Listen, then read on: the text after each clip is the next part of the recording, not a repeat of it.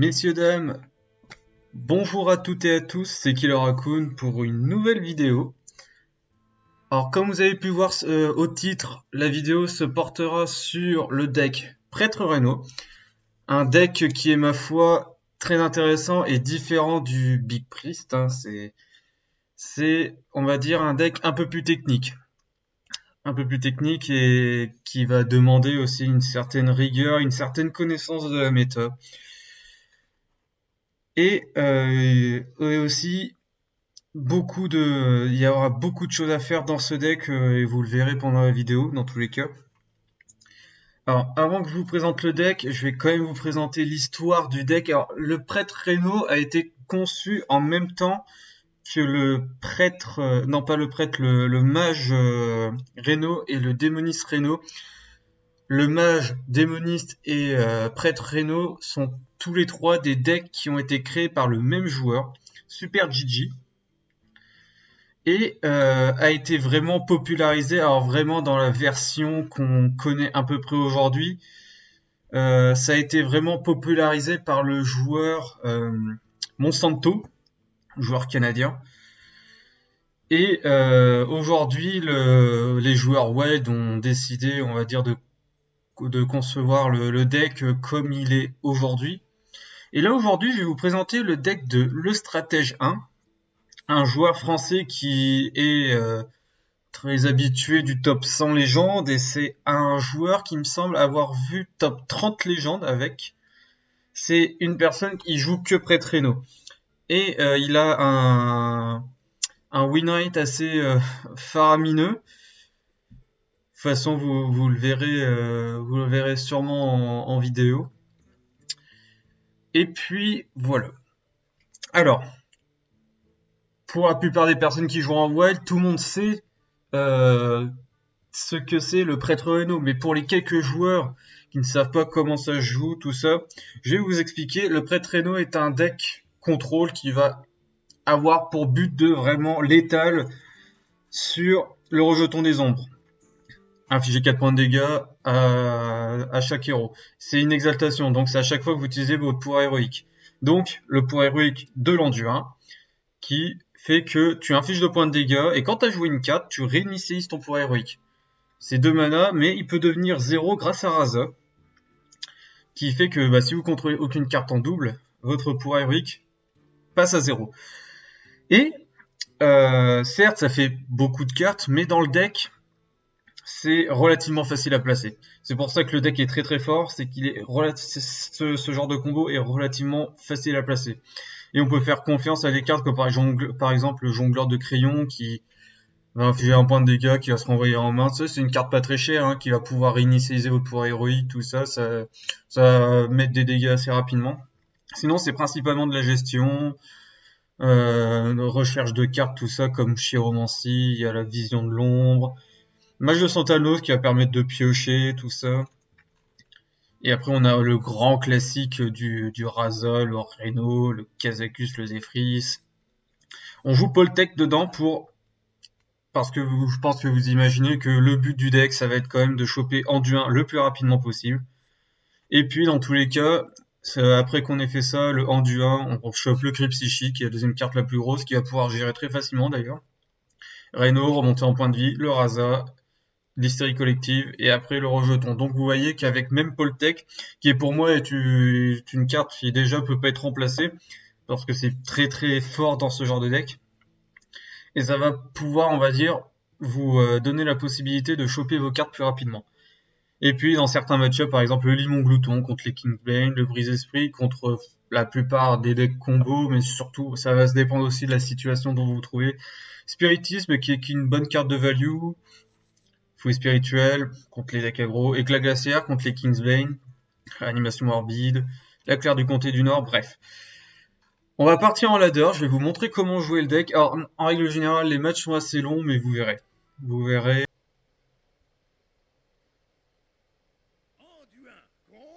Voleur. Voleur, voleur, voleur. Alors, pour voleur, j'aurais envie de garder toute la main. Je vous explique. La brise-esprit Lucia, si c'est un Kingsbane, à partir du moment où tu lui voles son arme, c'est gagné.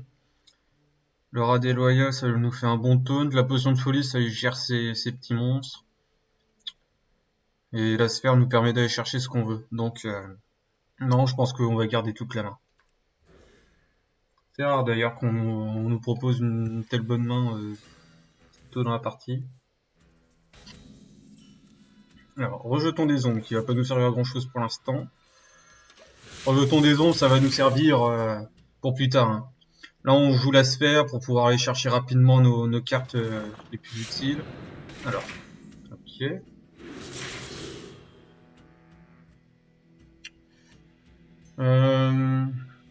Rénovation peut être cool, mais là, il a rien fait, donc j'ai envie peut-être de faire une autre carte. Kazakus, c'est pas plus mal d'ailleurs. On va rien faire, hein, on va patienter. Tu vas faire notre adversaire, ok. Il fait pas grand chose, hein, c'est limite effrayant. Fouet spirituel va rien nous servir, hein, on va repasser une autre carte. En du 1, ça c'est une très très bonne nouvelle. Seul souci c'est... On a combien? On a 7 cartes. En wild on a aussi le Rogue Meule.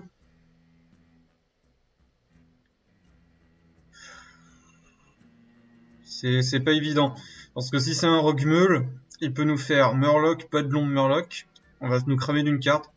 Alors certes, beaucoup ne feront pas ça, mais moi je vais plutôt faire pièce Kazakus. On va prendre une potion à 1. C'est justement pour jouer autour du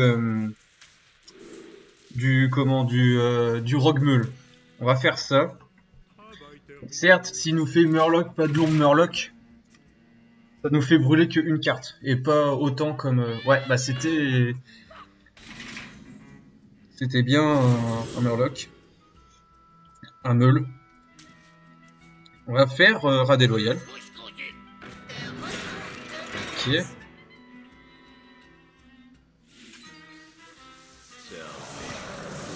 On va faire ça. On va pas faire grand chose non plus.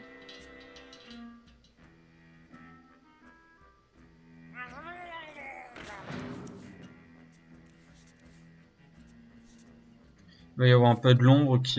On a combien? On a 7 cartes en main. Donc pour l'instant c'est pas trop embêtant.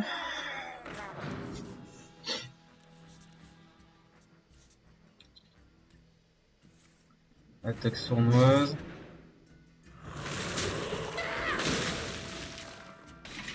Ok. Les fruits ça peut être bien, hein. Ça peut vraiment être bien. Le problème c'est qu'on a envie de choper vraiment le Rasa au plus vite quoi. On va faire un nouveau destin.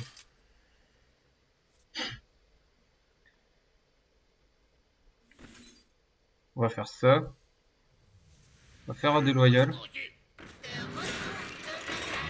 C'est pas la meilleure mais...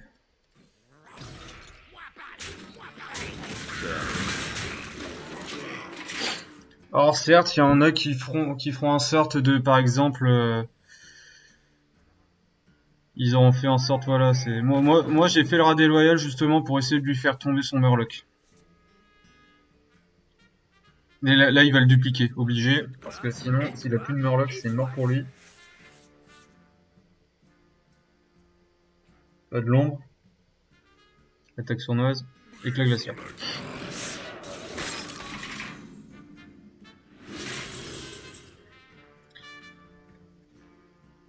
J'ai envie de faire un nouveau destin, mais si je le fais avec Serraza, c'est cuit. Donc on va partir du principe que on va plutôt brûler le jongleur. Ça sera moins chiant pour nous.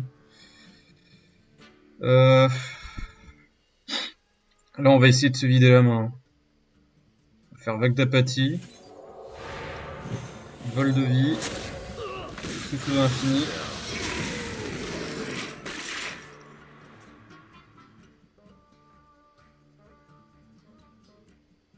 De toute façon, à partir du moment où nous on se vide la main, quand il va nous faire piocher, dans tous les cas, ça sera... Ah, il a pioché un Murloc? Ah, c'est affreux. Ça, c'est vraiment affreux. Ma main est déjà pleine. Ouais. Oh. Ouais.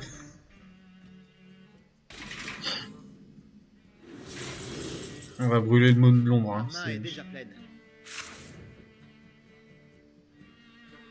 On va faire ça. Faire ça. Faire vision de l'ombre. C'est pas ouf tout ça. Hein. C'est vraiment pas ouf. On va devoir agresser. Hein. De toute façon, il n'y a pas le choix. Ouais. C'est pas évident. Hein. C'est pas évident. Et là, il va nous faire des murlocs. Ça va être très compliqué. Parce que là, un murloc, ça nous fait piocher 4 cartes. Ok, secret. Ça, on sait tout ce que c'est l'évasion. Il va faire ça. Il va nous jouer le murloc bientôt. Hospice. Murloc. Animation, Talnos, Cri psychique, Poltec, ouais.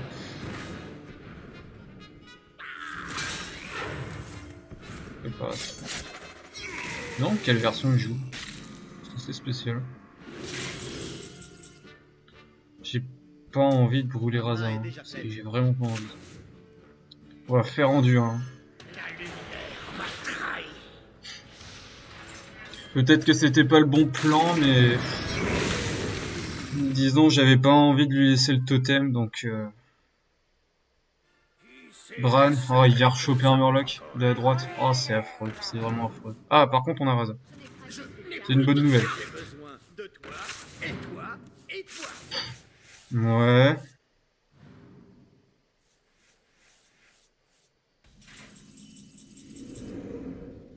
On va faire Raza à mon avis. Alors dans quel sens on aurait pu faire? C'est...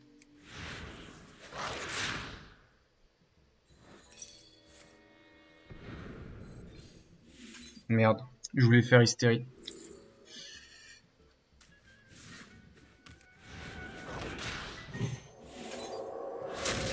Bon ça va, c'est une erreur qui est rattrapée, mais ça reste une erreur de ma part, à part produire chez vous, bien sûr. Par contre on a Brise Esprit Lucia qui peut nous aider. Le truc c'est qu'il va avoir beaucoup de Murlocs, on va se prendre beaucoup de Murlocs, ça va être très dur. Préparation. Vous n'échapperez pas à l'ombre de la mort.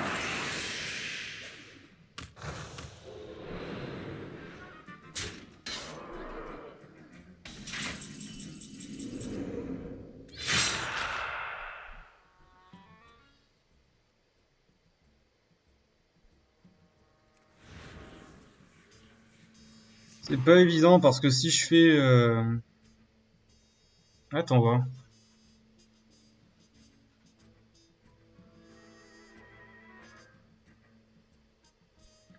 Faut que j'arrive à lui claquer son secret en fait. Faut que j'arrive à lui claquer son secret, mais comment? Le seul moyen c'est Brise Esprit, mais si je fais Brise Esprit, il va avoir mon Reno. Donc, en soi, est-ce que c'est dérangeant?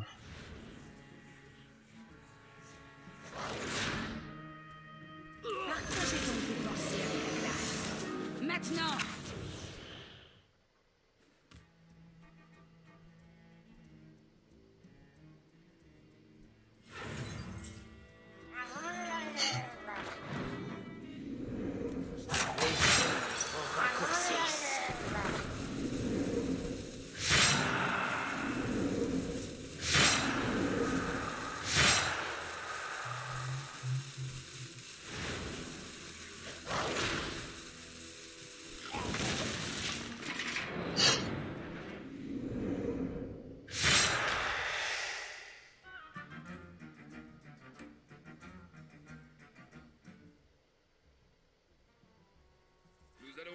Voilà, c'est ça le seul problème, c'était Reno. Ouais.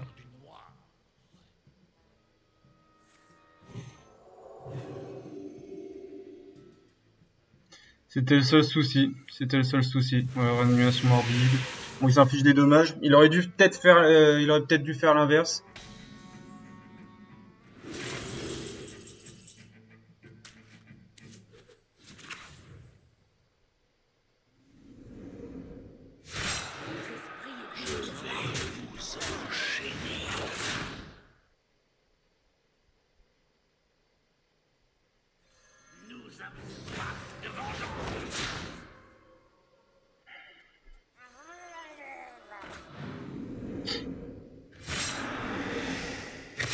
Plus de cartes. Si on fait ça...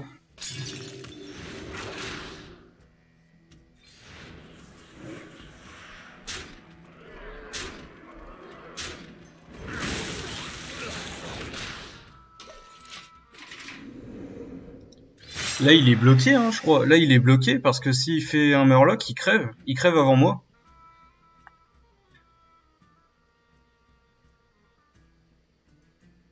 Je crois que c'est ça, hein.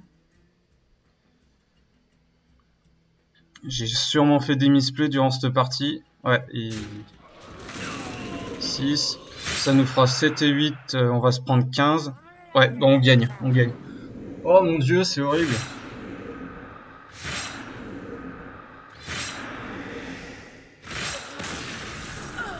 C'est pas évident, hein. C'est pas un match-up évident en règle générale. Donc, bon. Bon, comme vous avez pu voir, c'est pas un deck qui est évident. C'est un deck qui va demander beaucoup de réflexion. Là, par contre, là, on a affronté un match-up qui était un mauvais match-up pour nous, hein. Le Rogue Meul, c'était pas forcément évident. Mais nous l'avons gagné, c'est le principal, je dirais. Et je pense que c'est parce qu'il a fallu réfléchir et pas trop s'attarder vraiment sur vraiment les points fondamentaux. Mais bref. Je peux comprendre que j'ai fait des misplays. Il me semble que j'en ai fait, donc dans tous les cas, c'était des misplays qui ont été rattrapés malgré tout. Et on a gagné à la fin et c'est vraiment le principal. Que dire de plus? Donc voilà, si vous voulez jouer un deck qui change du Big Priest, qui est un peu technique, si vous aimez la technicité, que vous aimez Prêtre, je peux vous proposer ce deck. C'est un deck qui est très très fort. Et quand je dis très très fort, c'est vraiment très très fort. Alors, suivant les bons et mauvais match-ups, encore une fois, ça va dépendre aussi des decks que tu affrontes. Mais en règle générale, les mauvais match-ups peuvent se résumer par exemple à des Reno Warlock qui vont nous sortir Ticatus très rapidement si vous n'arrivez pas à avoir Anduin, Raza assez rapidement. Sinon, en soi, le deck s'en sort très bien contre plusieurs match-ups. Mais encore une fois, ça va dépendre aussi de la sortie et de la situation. Donc, il suffit de le jouer pour le savoir. Mais voilà, si vous aimez les decks techniques, n'hésitez pas. Franchement, c'est un deck qui est très très bon. Ma foi. Bon, en tout cas, j'espère que la vidéo vous aura plu. N'hésitez pas, encore une fois, à vous abonner si vous n'êtes pas abonné. À lâcher un pouce bleu. Et à écrire en commentaire un deck que vous voulez voir pour la prochaine vidéo. En tout cas, moi ça m'a fait très plaisir de jouer ce deck. Et en attendant la prochaine, amusez-vous bien, c'est le principal.